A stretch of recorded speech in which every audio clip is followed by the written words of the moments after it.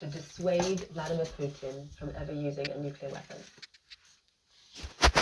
Well, I think we have to make sure he understands, and we are doing this behind the scenes, that there's going to be a cost to him well above sanctions and this type of thing. Should he use a nuclear weapon, a tactical nuclear weapon in Ukraine, he needs to know that this is not going to be something that will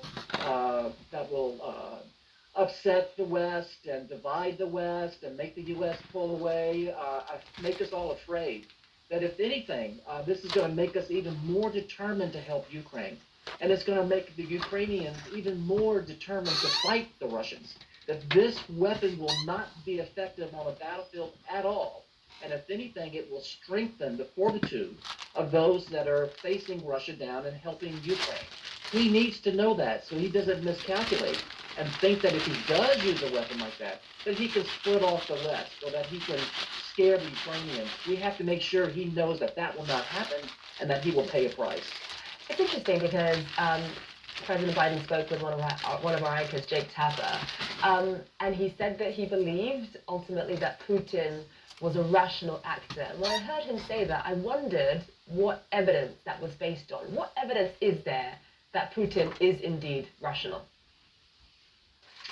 Well, I don't have any evidence to present on that front, but I think what we do know in terms of Putin is that he's unpredictable, and he's paranoid, and he has this vision of Russian history and his role and his place in Russian history that he's trying to meet.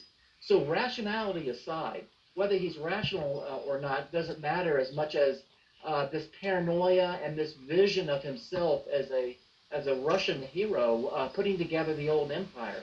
I'm more afraid of that than him being irrational. Maybe that's a sign that he's not rational. And just in terms of what Ukraine wants just as much, arguably just as much as weapons, is of course NATO membership. Zelensky continuing to appeal, even just 2 weeks ago, continuing to appeal for a fast track to NATO membership. That appeal was met with silence from a lot of NATO members. Do you think that this is really the right time for President Zelensky to continue to appeal for this? Well, I understand why he did. This is something that he presses on the West and on NATO particularly to always keep in the front of our minds that we have to figure ways to try to provide him more protection, if not NATO membership. So I understand that. NATO might have been quiet and the nation's quiet publicly, but privately I do know that within the halls at NATO, this has certainly been discussed. And the timing right now, in my view, is that this isn't a good time to do this. We don't want to be distracted from the job at hand, which is getting Ukraine and Zelensky the things that he needs.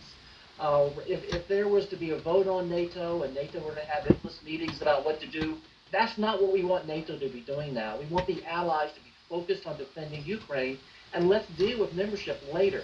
Let's deal with the problem at hand, and that is helping Ukraine get the Russians out of their country. Jim Townsend, live for us there. Thank you so much. Thank you. All right, still to come here. Myanmar is deposed former leader convicted again. Details on what is now an even longer prison sentence for Aung San Suu Kyi. I don't think there could be any more evidence of a person being irrational than the evidence of a person that is willing to kill innocent men, women, and children. If that's not enough evidence, I mean, over here in America, if you kill somebody, you're fixing to go to jail. You're fixing to go to jail, and you're fixing to go in front of a court, and you're fixing to be found either guilty or innocent. And if you're guilty, you will be punished. The ultimate consequences for your actions pertaining to killing one person, one human being. This guy is over there killing, I guess, thousands by now. And for anybody to even question the fact of whether or not he's reasonable or not, to me, is that in and of itself is unreasonable for anybody to question the fact that that Putin is unreasonable.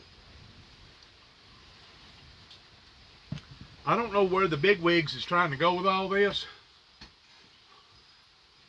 but the bottom line, anytime you attack a country for no apparent reason other than to defend yourself because they're basically fixing to destroy you,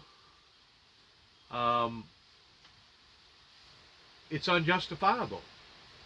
And the more this goes on, the more persuasive that their undermining tactics will be, to the degree, and this is the work of Satan, what I'm talking about.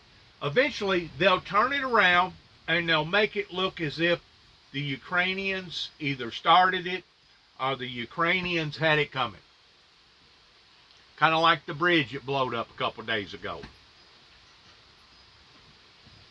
I don't know who blowed it up.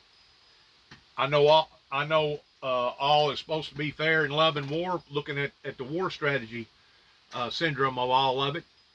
But the bottom line is this: he attacked the Capitol and done tremendous amount of damage to the Capitol, basing it off of the justification of what happened to the bridge being blown up, even though he didn't know for sure that was, in fact, the Ukrainians that blew the bridge up.